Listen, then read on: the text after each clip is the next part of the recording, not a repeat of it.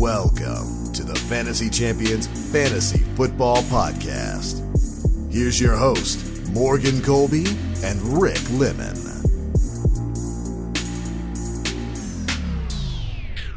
Welcome to the Fantasy Champions Fantasy Football Podcast. My name is Morgan Colby. I got Rick Lemon with me as always. What's going on, Ricardo? What's up? What's up? We just got through. Rick said he looked at stats. He didn't actually watch the combine. I watched 2 days of the combine because I find punters entirely unnecessary. I was about to say punters. My development in fantasy football. So I watched wide receivers. I watched quarterbacks. Okay. I watched tight ends. And I watched running backs. I say you did watch the full combine. Well, no, because for offense. I didn't. Yeah, for offense. Skill players. Skill players. Yeah, that's exactly what it is. Watching the combine for the quarterbacks was really interesting. Because you got to the 40-yard dashes and no quarterback ran a 40-yard dash. So we had two guys. Not one? Two guys run a 40 at the quarterback position. Oh, that's gross. Yeah, and I was watching it going, this is boring. And then they didn't usually they filter guys in, but the quarterback ran his 40 and then the next guy ran his 40 and then it was like a 10-minute wait so they could get their energy back to do another one. It was boring. I'm like, but they need to you know what? I'm going to start sounding like an extremist over here. Like I agree that players don't care anymore. Keep yourselves healthy. But I feel like all players that are invited to the combine have to participate unless they have a medical exemption. I feel like they should, yeah, as long as they can. But I mean, in other sports, I feel like the top prospects don't do their combines, do they? Like the NBA players go to the NBA combine? No idea. I don't think they do anymore. That's fair. I mean, it's the NFL is trying to make it a spectacle. If that's the case, they should force players to go as long as they can. There are players, if you're going to participate, you should have to participate in all drills. There are some players who choose not to run the 40 and choose not to do any of the other things and just throw, which is what most of the quarterbacks at the combine did. They chose not to do any of the other physical, they're just playing catch measure, but yeah, they just play catch. So, but if you show up, you should have to do the 40. You should have to do the shuttle. You should have to do everything. And they don't have to do that anymore. So it is what it is. I just like to have the information at hand so I can give you guys good advice instead of the fake pro day numbers. Can't wait for that. Mac Jones ran a 4.8 flat at his pro day. I bet they have the ESPN guy doing that one. Yeah, or the NFL Network guy. Yeah, whoever it was. 4.26. But anyway, so we did watch that. Hopefully you enjoyed the combine week. I can't believe the NFL draft is just over a month and a half away. It should be interesting, and we're going to provide you a lot of dynasty related rookie draft and free agency stuff coming up, right? Yeah, we've got a lot of stuff coming up. So free agency stuff already started. There's a couple of news today on some players. Who got tagged? Chris Godwin is expected to be franchise tagged by the Buccaneers. Stupid Bucks, dude. They're David Njoku for the Browns was tagged. They might end up cutting Austin Hooper and let Njoku be the guy for tight ends. Odell Beckham Jr. is expected to re-sign with the Rams. Oh, God. How fun. And that was about it. They're really trying to run it back. Fantasy purposes. I have a feeling that they are trying to run it back. They're gonna go 10-7 and lose in the first round. Yeah, 100%. And then the Bucks. Oh my God, Bruce is an idiot. Okay, and the Bucks are stupid. And I understand you want to keep talented players, but you're done. Tom Brady was you. That's it. Yeah, you're done. You're toast. Who's going to play for the Bucks? Jameis the Famous, if he gets a cheap contract. I don't know. Rookie? Cal Trask? Because I have a question. Okay. You're a quarterback. Are you going to the Bucks or are you going to the football team or the Steelers? Steelers is probably when The Commanders, not the football team. Steelers number one. The Bucs are better than the Commanders, but like they're old.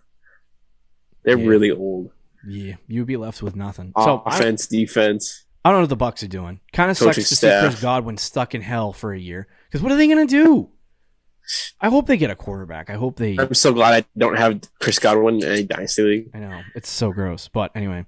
So we do have today top 10 wide receivers, some wide receiver rankings for 2022. So it should be interesting. We're going to give you part 1 today, which is the top 5 guys. We're going to do it based on the ECR this time because last time we didn't. And we'll try to get through them more expeditiously, if that makes sense. But before we do that, check out our website, fantasychampions.com. Follow us on Twitter, Instagram, TikTok, Facebook, all those platforms. Listen, if you're listening on Apple Podcasts or any other podcasting platforms, please leave a review and share this podcast with your friends. If you're watching on YouTube, subscribe, click the bell for notifications, like, and comment down below. We always appreciate a good love or hate comment because they're always helpful to the show. So anyway. True. So yeah, we're going to talk about our top 5 5 wide receivers. Yes. Yeah. There was also one more fantasy relevant guy. Oh, okay. Not official. Go ahead. But Mike Williams might be tagged by the Chargers. Yeah, that makes sense. Yeah, it does make sense. I'm like, if I'm the Bucs, okay, you're selling, right? You would think. You're not buying in. Well, so because now next year your cap tag doubles for Chris Godwin. You can't tag him again. No. Well, didn't they tag him last year? No. He's still on his rookie deal. I'm looking this up. It's what the reason they're going all in again or attempting to. Enlighten me. Because that division. Oh yeah, you know what? That makes sense. That division is horrible. Yeah, I think like Carolina's got some traits. They could, if they had a quarterback, they could be really good because they got a good defense. But then Gilmore's gone, and they didn't re-sign him.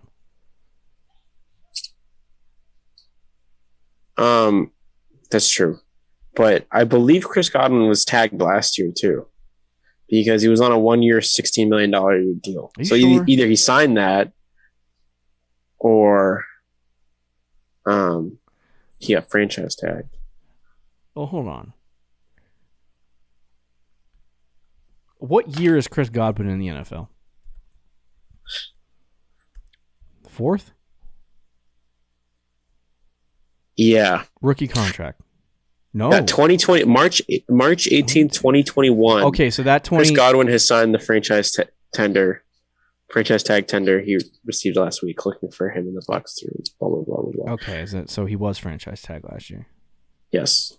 God, so this is the second straight year he's been franchise tag. That poor guy. Well, anyway, Chris Godwin's not in our top 10. Definitely not. Definitely not in our top 10. Unless I get Brady back, then maybe. We are going to base this, like I said, on the ECR. So we're gonna tell you who the ECR has number 1, and then tell you where we have them ranked. And then at the end of the show, we'll go through each of our individual rankings more on a macro level, and then we'll go from there. Sound good? That sounds good. All right. So let's jump in without further ado. We might get some more NFL news as time goes along because a lot of the I don't think we transitioned to the new league year, but a lot of things are starting to open up again. So we are going to start getting some news on franchise tags, releases, stuff like that. Pats cut Kyle Van Noy. Anybody out there want another $5 million linebacker? Go ahead. Yeah, they can take him. They can take him. But anyway. So let's start off with the first guy. And right now, the ECR has expert consensus rankings. By the way, if you're listening for the first time, you don't know what that means. The expert consensus rankings have Cooper Kupp as the 2022 wide receiver 1 in fantasy football. I have Cooper Kupp number 4. Oof. Rick has Cooper Kupp number 1. So this is a big variance. I want to hear from you, Rick, why you have him 101, or not 101, but number 1 wide receiver in your rankings. And then I'll explain why I think I have him 4. Yeah, I mean, as of today, I'm on drugs. After the season that Cooper Kupp just had, I think it's hard. I mean, you ranked him outside the top 3. I was just going to say, I think it's really hard to rank him outside the top 3. I mean, he outscored the next best receiver by like 70 fantasy points. It was really insane. And this is half PPR. If I go to PPR, I bet it's even more. Mm-hmm. Yeah, so he almost had 100 points on the wide receiver 2, and he had 100 points on the wide receiver 3. That's how much better he was than everybody else. And again, I don't think he's going to have the same year. He's definitely going to go down in production. It's just impossible to repeat the year that he had. Right. But he's still with Matt Stafford. He's still in the Rams offense. The Rams offense is probably going to not change at all from what it looks like. And he's still going to be the focal point of that offense big time. And will he finish as wide receiver 1? Yeah. I don't know. Right. I probably would bet no. But as of today, I'm going to rank him very poorly timed. Yeah, as of today, though, it's just hard. Yeah. Hard to rank anybody else there for me. Yeah. I think, obviously all those are valid points. I have some more concerns, and maybe this is partially for me, this is more related to maybe liking some other guys better next year than Cooper Kupp. But there's a few things for me that I'm concerned about with Cooper Kupp. Obviously, he keeps everybody around, so that's good. But I think sometimes a player just gets so hot and they get they get so in the zone that it's just hard to pull them out of that.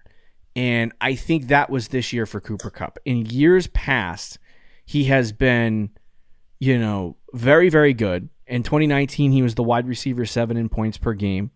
In 2018, he was the wide receiver 15 in points per game. This is in PPR. And so he had a lot of success in the past. And there were some years where he wasn't very good. In 2020 and 2017, he was 28th and 30th in points per game in PPR. So, and then this year, obviously, 25.9 points per game. I have a couple of different concerns. Even though this is only going to be his 6th year in the NFL, he is going to be 29 years old when he enters this year. And so that's not necessarily going to kill him, obviously. I think Hopkins is, 31? Yeah, something like that. So I don't think the age is going to hurt him, but he is a little bit on the older side. This is, I believe he had a major injury in 2018 because he only played 8 games. But this is his 3rd straight season this past year where he has had basically 0 injuries for the most part. The previous years, 2019 played all of his games. 2020 he played in 15 out of 16. So he's been relatively healthy for a couple years. I don't think that's going to change. But the reason why I have him a little bit lower is that in the years past where he's had success, right? He's had 5, 6, 3 touchdowns. And those 3 were the years where he was 15th, 28th, and 30th in points per game. The 2 years where he was top 10, he had 10 touchdowns and 16 touchdowns. This year, he had those 16 touchdowns. I'm of the mind that there's a really strong likelihood that Cooper Kupp does not repeat the 16 touchdown total.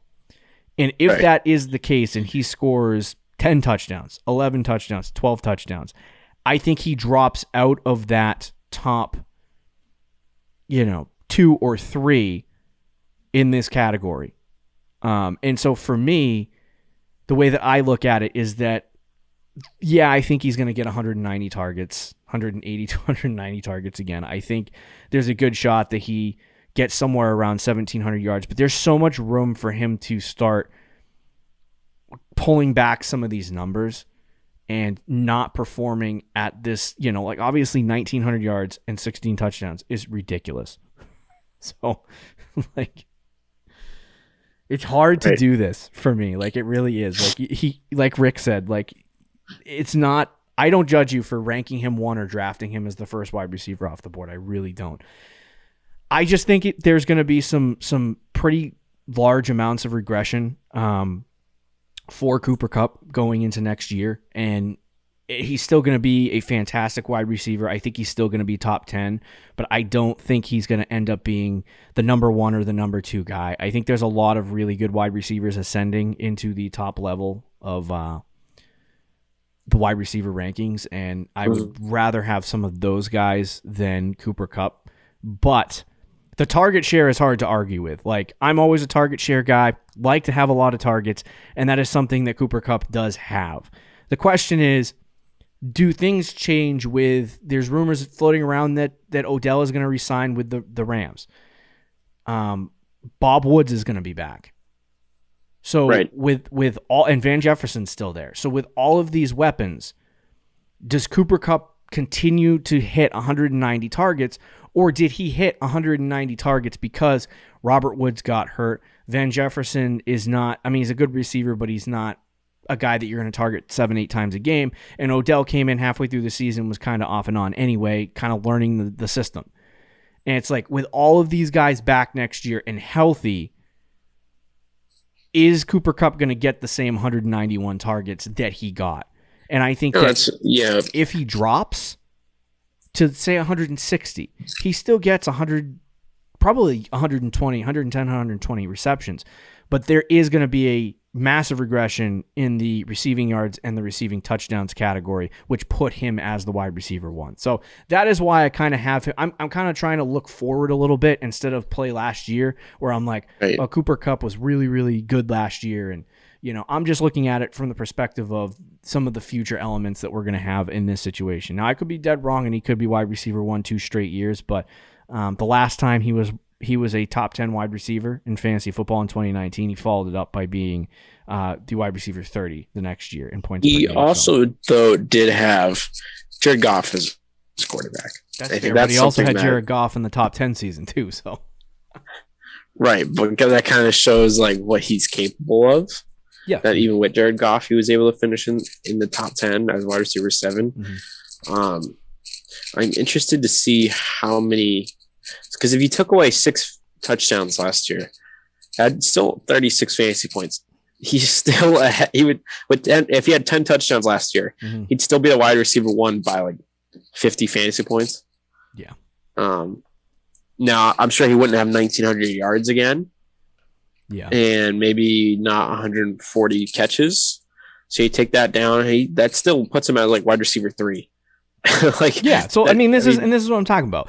Wide receiver 4 or 3. I mean, there's still room for me to even move him. Like I said, there's room for me to move him up if I need to, because there's 3 spots. But like I said, if what I said happens, where he maybe doesn't get 190 targets and he gets like 160, there's a good shot that, like I said, those receptions are going to drop his yardage totals by 20 fantasy points. The touchdowns drop by 30 fantasy points.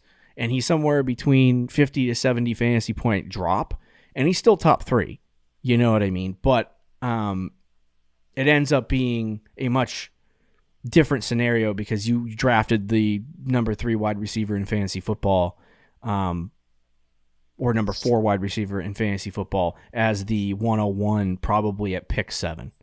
Yeah. And so for me, it's more of like maybe partially an overcompensation to be like, okay, I like Cooper Kupp, but unless he falls to this certain zone for me, I'm not comfortable with taking him that high. I gave him real regression. So I gave him 30 less catches. Okay. So 110 catches, 1,500 receiving yards. So that's about 400 less receiving yards, and 10 touchdowns. So 6 less touchdowns. Yep. And then I added, how many rushing yards does he get a year? Let me see if he gets any. I think he does. It's not a huge amount, but hold on. If I can find it. Well, let's go off his fantasy point per target. What was it? Okay. How many targets did you say he was going to get? Okay, so I got the rushing though. So he would be about 2 points off of Justin Jefferson for wide receiver 3 if the thing that you said happens. So he'd be wide receiver 4. He would be by 2 points. Yeah, so that's why I have him in that spot. There can be changes. Obviously, as the offseason goes along, say Odell doesn't come back, then I think that target share could stay there, and I could rank him in a different spot. But this is a hot take. I just don't want to go with now on the ECR. It says the worst ranking for him is 2. Not until I post my rankings, Fantasy Pros. I'll tell you. I will say I don't think he's going to finish wide receiver 1 again. Okay. I think he's going to probably finish just like wide receiver 3. So I'm kind of with you.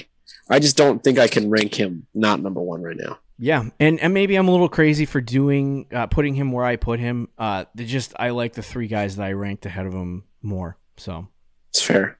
And there has been some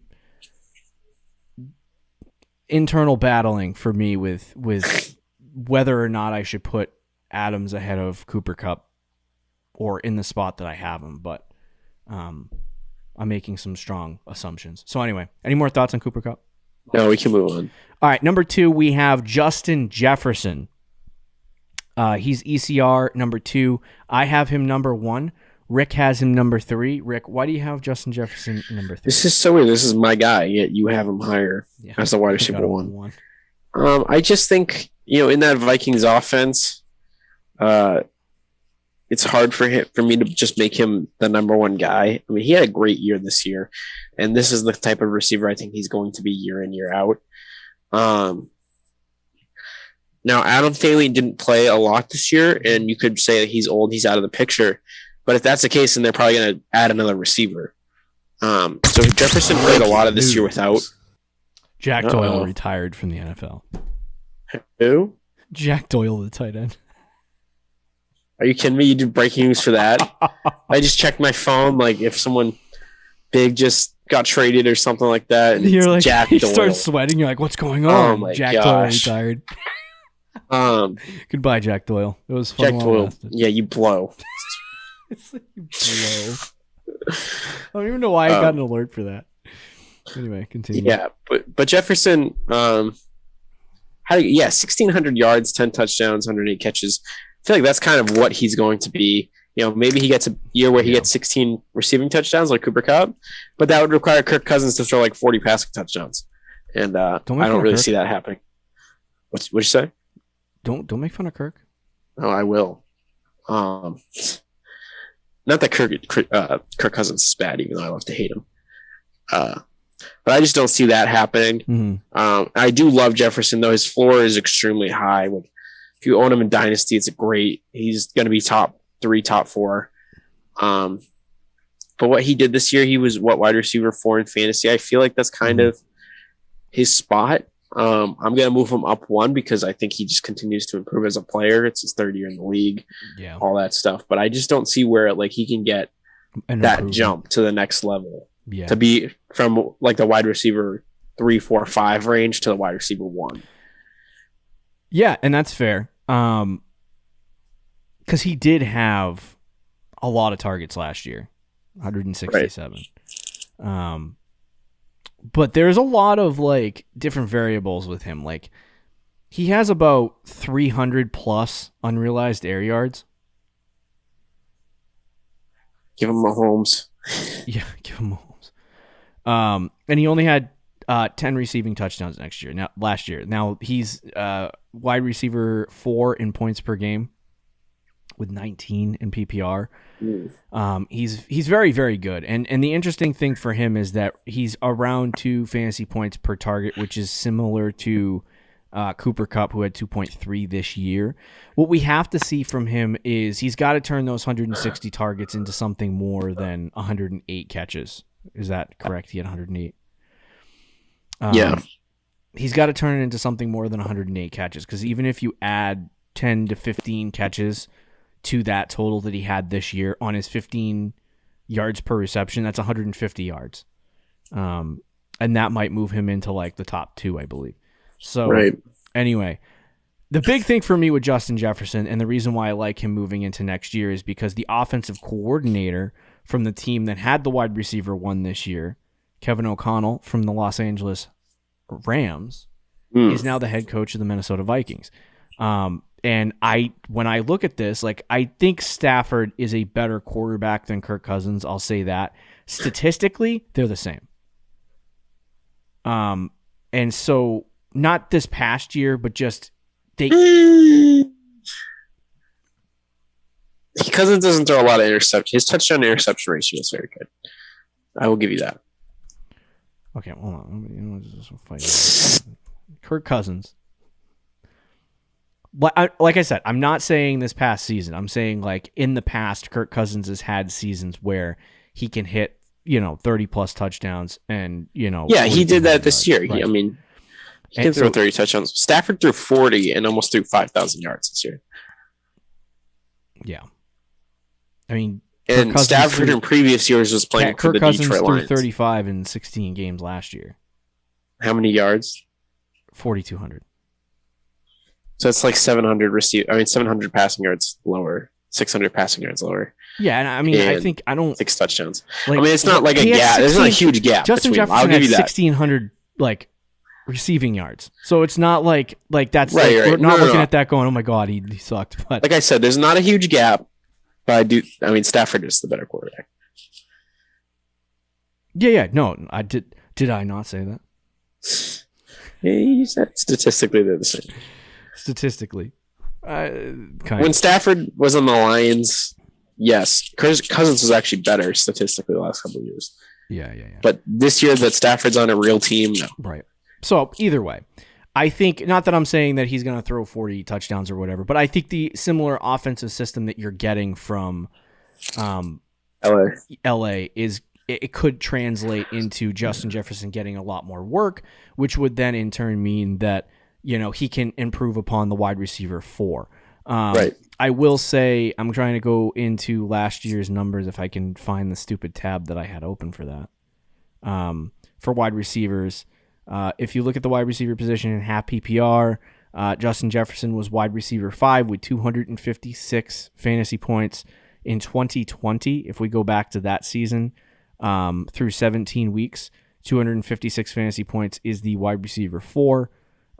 So it's not too much variation there, but usually the wide receiver 1 scores around 300 fantasy points, somewhere in that vicinity. Cooper Kupp had one of the best seasons of all time at the wide receiver position for fantasy football, 343 fantasy points. So to me, realistically, if Cooper Kupp does come back down to earth, I don't think anyone's doing what Cooper Kupp did last year for fantasy point totals in half PPR. So that's why I'm like, Justin Jefferson 100% can leap into that conversation of having 300 plus. What is it? 300. Recording in progress.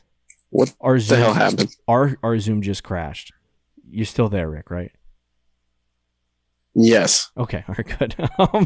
So that he could jump into that 300 plus fantasy point range. I 100% believe that.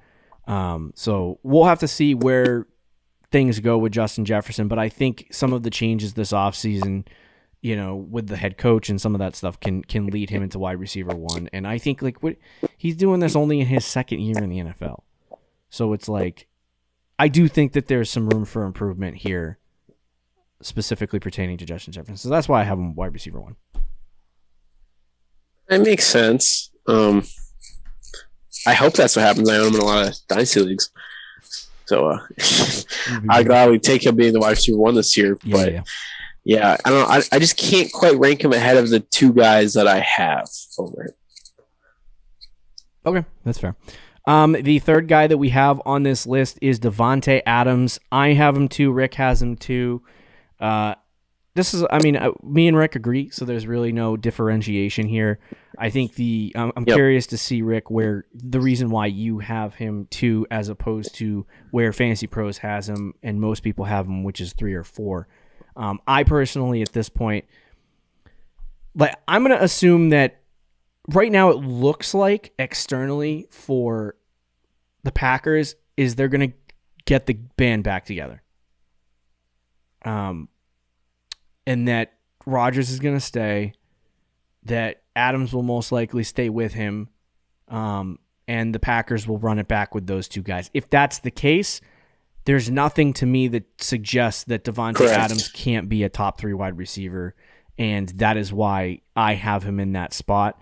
I just like him, and like I said, I've kind of had a little bit of a battle. Like I've been flipping him back and forth between 3 and 4 with Cooper Kupp at 3, and Chase ahead. So it's like these 4 guys have been moving around a lot in my mind, and they're probably going to move around a lot before the season starts. But anyway, Adams just 2 for right now, because I think he has proven and shown in the past that he can do that, and with the same system and the quarterback and nothing really changing in Green Bay, if they end up staying there, then Adams is definitely a top 3 wide receiver, and I think he should be in that conversation. Yeah, that's kind of how I view it. I think as of right now, as of today, Rodgers is still in the Packers. Devonta Adams is still in the Packers. And there's conflicting reports about what's going to happen, but there is a push for him staying and, like you said, bringing the bang back together. And as long as that happens, he's wide receiver 2 to me. And you could even make the argument he's wide receiver 1. He's in that conversation. He's 1 or 2. And I don't think he's lower than 2. Yeah. So he's there for me right now. Obviously, this is a guy who could evolve during the offseason. Yeah. And his position could change. Mm-hmm. But that's where I have him right now. But yeah, obviously, if Rodgers goes somewhere and Adams gets franchise tagged or something, then he's not even in the top 5 probably. But yes, we'll yeah. I mean, I think I don't know what the rumors are pertaining to Devonta Adams being franchise tagged. I don't know if that's something that is like they intend on doing. I think it's going to pertain to whether Rodgers stays or not. Mm-hmm. So we'll have to see where that goes. Obviously, there's some questions surrounding it. I think that's why he's 3. I would assume that a lot of the other rankers on Fantasy Pros would move Adams up to probably like 2 if everything kind of stays the same. But I think, obviously we know what Adams is, so there's nothing really more to say there. It's just, does do the things. It's more situational for him. Do things stay the same for him? If he ends up leaving, where does he end? Where does he land? Is that landing spot going to be good for his fantasy success? All things that are going to be determined in the offseason. But yeah, so that's why we got Adams too. Yep. Moving on to the number 4 guy, which is Jamar Chase. And this is the big 4. These are the 4 guys that everyone is ranking in the top 4. I have Jamar Chase 3. Rick has Jamar Chase 4. I think it's clear the reason why Rick has Jamar Chase 4 is just because I have Cooper Kupp. Yeah, that's the only difference. That's literally the only difference. But Chase just had, and this shouldn't be a hot take, and I'm going to say it, and if people think it's a hot take, you're stupid. So, Jamar Chase reverse psychology is the most talented and best wide receiver in the NFL. He is the most talented and best. Yes, to me. So, based on what he did in his rookie season, that's enough for me to be like, okay, like this guy hasn't even improved yet. He hasn't even gotten used to the NFL. He's still got a binky in his mouth, and he's right. He literally finishes the wide receiver 4 this year. Yeah, and I'm like, that actually is insane. And I'm like, this is not even the best that we've seen, I think, from Joe Burrow yet. Or from Jamar Chase. Yeah, I agree with that. And like this is like Rick was talking about Justin Jefferson, like, maybe he's kind of hit a ceiling here with the quarterback he's got. Even if that is true for Justin Jefferson, that is not true for Jamar Chase. No. They have not hit an offensive ceiling there. Imagine the Bengals with an offensive line. Just make that small improvement. They might go. They might win 14 games. I mean, 14, 15 you games. Look at that last play in the Super Bowl. as an example. I mean, not only did this kid have a one-handed catch in a Super Bowl, like it wasn't Odell Beckham on a Monday Night Football game against the Jets, one hand catching it. This is like a one-hand catch in the freaking Super Bowl. And but he had the last play of the game because the offensive line sucked. Joe Burrow didn't have any time to throw the ball, but Jalen Ramsey was on his face, planted on the ground, with Jamar Chase with his hand in the air, wide open down the field. Had you given him 2 more seconds, game, set, match, over. Unless Joe Burrow misses it, which highly unlikely. So, but for me, long story short, Jamar Chase to me has a lot of room for improvement. He had 260 fantasy points in his rookie year, missed 1 game. Hold on a second, that's wrong. He did have a 50-point game. You've used that against people in the past. That is true. I didn't use it against Kamara. His 6 touchdowns or whatever it was. But anyway. Yeah. I think Jamar Chase has a significant amount of room to grow, and I think he is only going to get better. And I think Joe Burrow is going to get better. That is personally why I have him 3 at this point. And honestly, I wouldn't judge people if they rank him higher. In Fantasy Pros, it says the best ranking for Jamar Chase is 2 right now. So I would not judge anyone for doing anything different, but I do think that Jamar Chase, with 1 season under his belt, going into his second year, I don't even think we've seen the ceiling for Jamar Chase yet. And whatever that ceiling looks like is going to be pretty dang scary because what he did this year was already ridiculously good. So right, we'll see where it goes, but that's why I have him 4. I'm going to be trying to tag Jamar Chase in as many leagues as I can get him. Yeah, I got him in my big money league, so he's like, I ain't complaining. Dude, my wide receiver 1 and 2 in that league is Justin Jefferson and Jamar Chase. So I'm pretty right in that league. Sorry, my QB2 is Zach Wilson, so let's not let's not. Let's not get overhyped about that team. But yeah, I pretty much agree with everything you said on Chase. You know how I feel about him too. He's a stud. The only reason I have him at 4 is the Cooper Kupp thing. But it's the same order for me as you in terms of the guys other than Cooper Kupp. I do think Chase is the most talented wide receiver league. I won't go as far to say the best just because he's a rookie. And like you said, I think he can still get better. But he is the most talented in my opinion. I mean, if you look at his advanced analytics and combine stats, it's ridiculous. But yeah, the only negative you could say is there's a lot of mouths to feed. But T. Higgins is going to be a beast, and he is a beast. Tyler Boyd's a great slot guy. Joe Mixon out of the backfield. C.J. Uzomah gets targets. But Chase only had 128 targets as a rookie.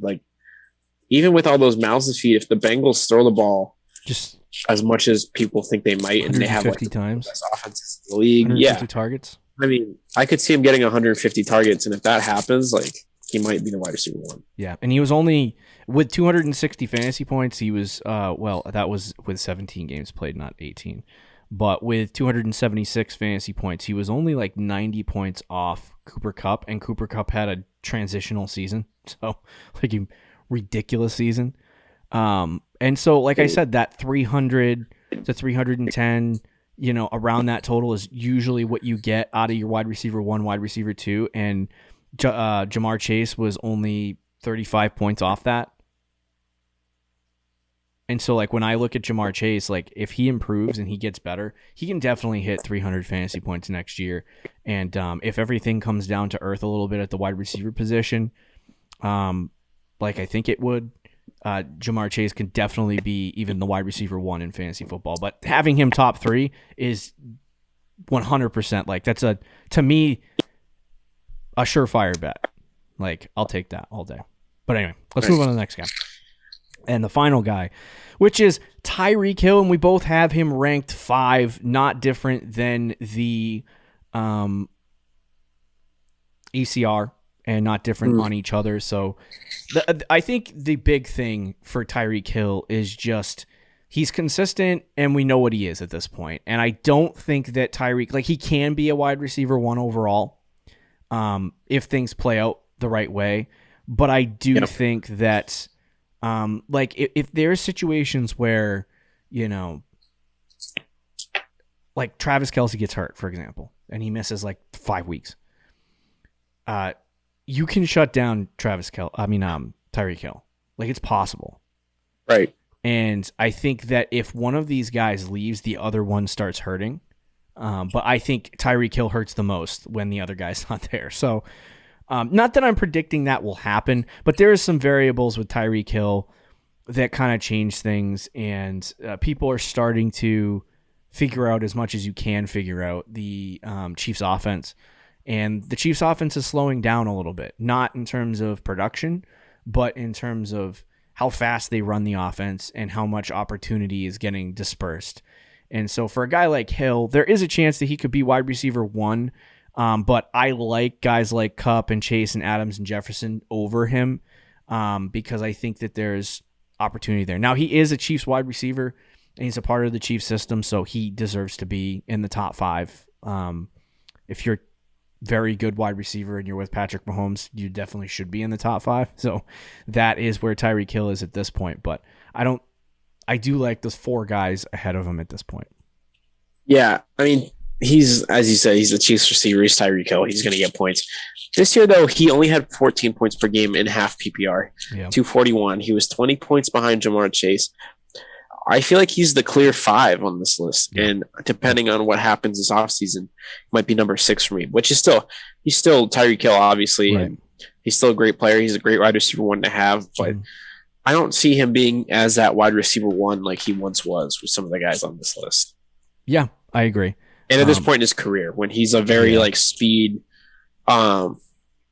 reliant player, I mean, he's obviously he's developed into a great route runner and all those things, and he's got fantastic hands. It's rare to see Tyreek Hill drop a pass. Yeah.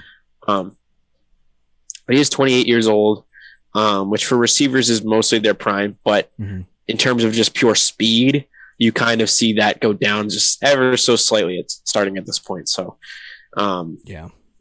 I don't know. I'm not saying Tyreek Hill is going to regress or anything like that. Like, I still have him wide receiver 5, but that's just my reasoning why he's not higher. It's interesting, too, that the more he gets targeted, and this is what I'm talking about with the change in the Chiefs, the way the Chiefs operate. They also want to add a receiver. Yeah, they definitely want to add a receiver, but the way the Chiefs operate has changed from the first year Mahomes played, which was 2018. In 2018, Tyreek Hill had 17 yards per reception. 2019, 14.8 yards per reception. 2020, 14.7 yards per reception, right? Those 3 years, he had between 14 and 17 yards per reception. This year, 11.2. It's almost gone down every year. Yeah, it's gone down every year, and this year was a 3.5 point difference, or 2.5 point difference, or something like that. So when you look at that, but there's also been an increase in other areas. 2018, 137 targets. 2019 only played 12 games, we had 88 targets. 2020 had 135 targets. This year, 159 targets. And the funny thing is that in years past, I'm not counting 2019 because he only had 12 games played. He was the wide receiver 7 in 2017, wide receiver 4 in 2018, wide receiver 2 in 2020, and then this past year he was wide receiver 6. So getting more targets didn't elevate Tyreek Hill the way that you would think they would. Like, if you told me at the start of the season, oh, Tyreek Hill has 159 targets in a season, I would have been like, wide receiver 1, saddle it up. Yep. But he wasn't that, and I think it's because of the way the Chiefs' offense is operating is changing, and I think you're going to see more of this 11 or 12 yards per reception more often with Tyreek Hill than you had in the past. And he's also getting older. He's going to be around the age of 28. Yeah, I think he's 28 when the season starts. So for Tyreek Hill, not saying it's over or we're coming to the end of it. No. He is definitely, they can stop him vertically now. So you have to figure out what you got to do. And if the Chiefs do add somebody like Rick said, like an Allen Robinson or somebody like that, he's going to come in and take some of those targets away from Tyreek Hill. and it's going to be somewhere around, I would say, probably back to that 130 range. And if he's at 130 targets with 11 yards per reception, maybe they open it up a little bit more, and he gets that. I was going to say that might open it up. Yeah, and that's what it goes back to. Then I think Hill can be good, but the range of outcomes is 1 to 5 for me with Tyreek Hill. So and he's definitely, like Rick said, he's the clear 5th guy. Yeah, exactly. So anyway, top 5 for me: Justin Jefferson, Devonta Adams, Jamar Chase, Cooper Kupp, Tyreek Hill. What do you got, Rick? My top 5, I don't have the notes up: Cooper Kupp, Devonta Adams, Justin Jefferson, Jamar Chase, and Tyree Kill. Okay, there you go. There are our top 5 rankings for the wide receiver position. Thursday, we're going to give you part 2 of this, where we're going to go through 6 through 10. So be sure to check that out. Been an interesting show. We'll talk to you later, guys. Later. Thank you for listening to the Fantasy Champions Podcast. Make sure you subscribe on iTunes and YouTube, and follow us on Twitter @TheFFChamps.